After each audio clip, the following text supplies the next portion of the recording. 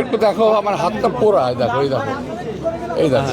হ্যাঁ স্যার, আমি দেখছো এই হাতটা হলো আমি নির্বাচন চলাকালীন সময় পিছন থেকে ধাক্কা লেগে আমি এখানে পড়ে গেছিলাম, লাকিলি বেজে গেছি। উত্তপ্ত সিঙ্গারা বাজার তেলটা ছিল, ওই কড়াই হাত লেগে হাতে পড়ে গেছে। ওই সময় একটা লোক আমার সঙ্গে হাত মিলেছে, আমি তখন আমার হাতটা দেখতেছিলাম কি অবস্থা, এইভাবে দেখতেছিলাম এটা কি অবস্থা।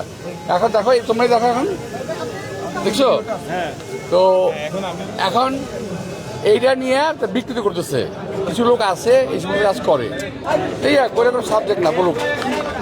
আমি এই এলাকার লোকের জন্য একজন পজিটিভ ক্যান্ডিডেট, সো ওরা আমার বিরুদ্ধে নেগেটিভ প্রচারণা করতেছে।